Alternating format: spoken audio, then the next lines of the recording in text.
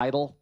I still think Caleb is very unique and rare. He is still underrated as a number one pick at quarterback, and here's my theory on it. If you go look at number one quarterbacks, Trevor Lawrence, Andrew Luck, Joe Burrow, Matt Stafford, Peyton Manning, they're very traditional.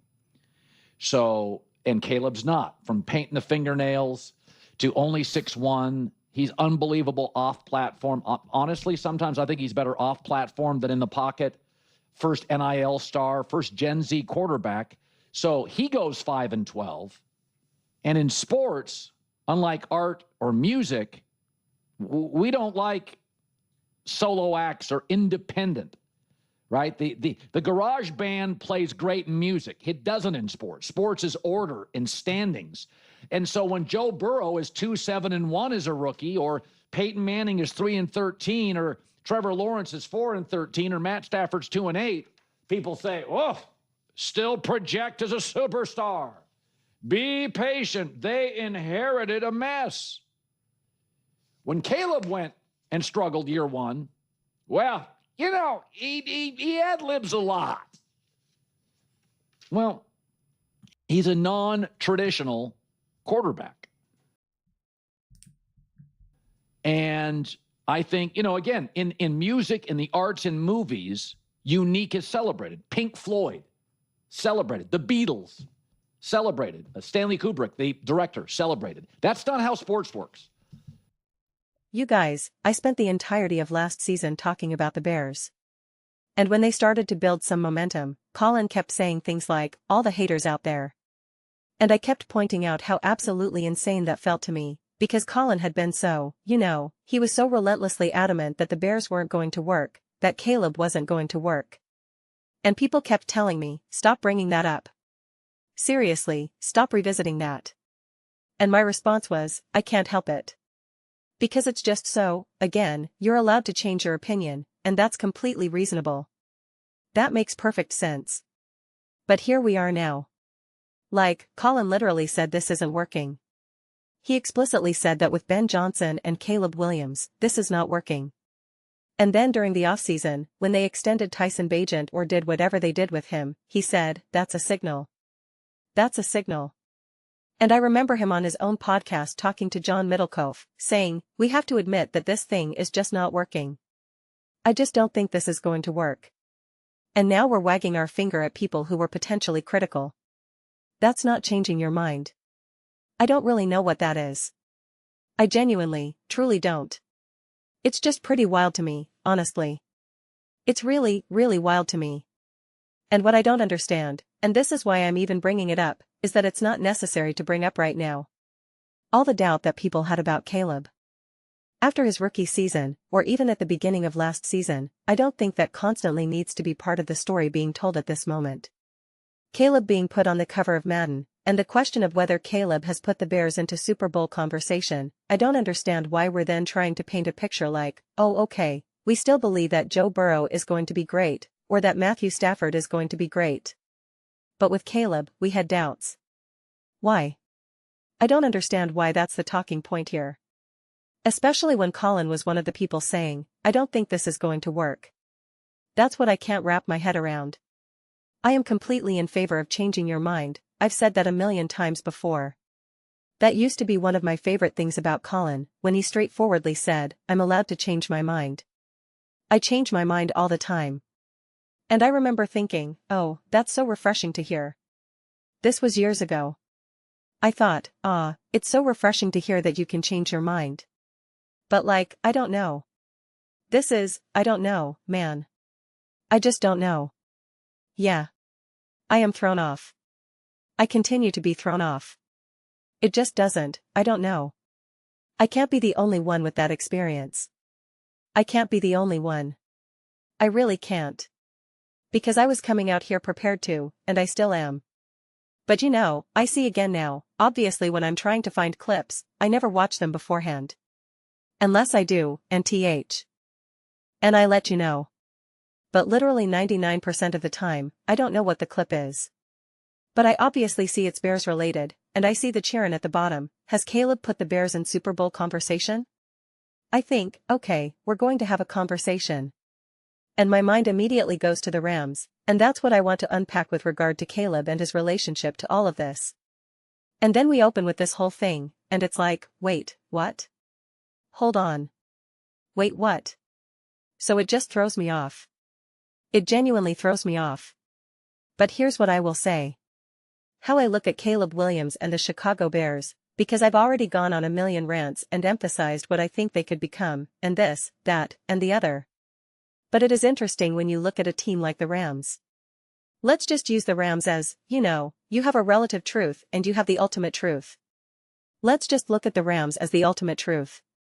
Whether that ends up being reality or not is irrelevant for this conversation. But let's just say the Rams truly are as stacked as everyone thinks. No one can deny that. Let's just say things work out for them. There are no injuries, no other issues, no growing pains. They are just stacked. They're able to repeat the success they had last year and then some, because they've improved even more. So they are clearly exactly what everyone thinks they are. They are the bona fide #1 Super Bowl contenders. They have the best odds to win it. All. Right? And then the question becomes, what could stop them? What team? Again, don't get lost in any of the other stuff, like, well, we don't know if Stafford will be able to do that. Don't get tripped up in that. Don't get tripped up in that at all. It's about, what gets in the way. What gets in the way is not only a great team, another great team making great plays with great coaching and all that, but then it's also the great quarterback. The great quarterback who then takes everything to the next level. I've said this a million times, really, Ben Johnson is the one who will ultimately determine whether this Bears team can truly achieve greatness, throughout the course of Caleb's career, because it's Ben Johnson who's creating the plays. It's Ben Johnson who has the game plan. It's Ben Johnson who's calling the plays. That doesn't mean Caleb Williams isn't involved. It doesn't mean Caleb Williams won't contribute and have his own magic. But I'm telling you right now, Mahomes is unbelievable, but the Chiefs simply aren't going to all those Super Bowls and winning all of them if Andy Reid weren't there. It's just not happening. And that's not to say that without Patrick Mahomes, Andy Reid would just go to all those Super Bowls and win, that's not what I'm saying. But coaching is such a foundation and so crucial that you just can't escape it. You cannot escape it. But when you're going up against another great team, another great quarterback, and another great coach staff, it really then comes down to, okay, what is this individual quarterback's ability to elevate, to take it to the next level, to bail out the coach when there isn't a lever for him to pull, or whatever it may be. And that's where Caleb enters. I think the foundation really gets set with coaching, but the ultimate ceiling, like, are you able to take down a team like the Los Angeles Rams in the NFC Championship game? If so, you'll need a masterclass from the coaching staff and from Ben Johnson. It's not like you just say, oh, as long as we have Caleb, we can win. No, no, no. Ben Johnson in that moment really sets you up, and you have to execute. But then there's also that next level. And it doesn't even necessarily mean making the big fancy falling backward throw. It just means executing at the absolute highest level combined with some of that magic, combined with some of those devastating moments.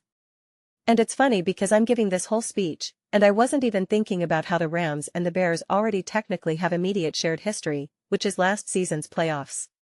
And it's actually kind of funny and fits perfectly, because I think Caleb and Ben Johnson both were imperfect in that game. And if they had both been better, they would have won that game. Straight up. I hated some of the management calls that Ben Johnson made, and I hated some of the things that Caleb did. And if both of them had just played better, you win that game, period. And that just makes this an interesting situation, a really, really interesting situation.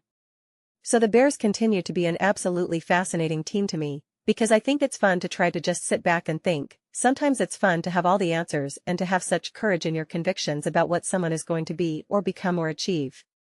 And sometimes it's fun just to sit back and say, I don't know. I'm just going to wait and see. I'm just going to wait and see. And with Caleb, to me, right now it's such a wait and see. And Ben Johnson, because I combined them together. This team, this offense, Caleb, Ben, etc., it has the potential to be one of the most explosive, exciting offenses we've ever seen. Or it'll be exactly what we saw last season. And what we saw last season would be unacceptable to me. Because I want to see the progress. I want to see the growth. I want to see the development. So I always reference the 2018 Chiefs. That's what this offense becomes. And that is how you take down a team like the Los Angeles Rams.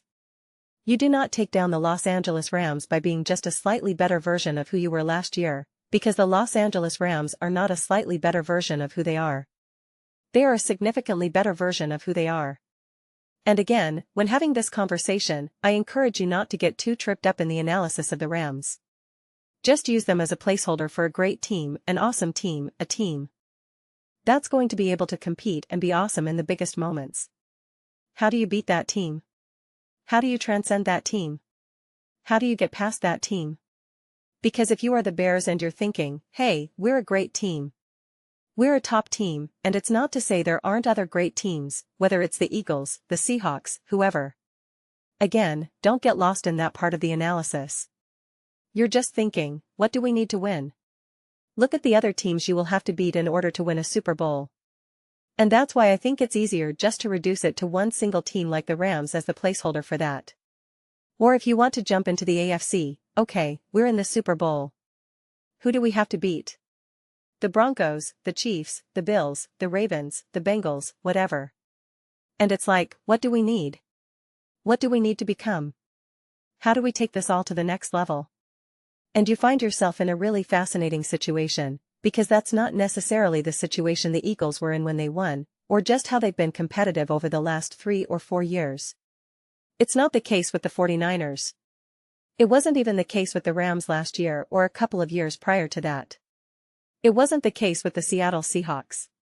So you're going up against different opponents at different times. And the league always has a different quality of teams that can truly achieve greatness at any given moment. And that's how last year we got He New England Patriots and the Seattle Seahawks in the Super Bowl. Not many people were predicting that at all, nobody, quite frankly, was predicting that. But now you start to have other super teams being reinforced, being built. Teams that were already great taking another step forward. Quarterbacks growing and developing. Coaches now having a first year, second year, third year, building their own experience and knowledge base. So, it's just, yeah. But I continue to think we are in store for such an absolutely fascinating year.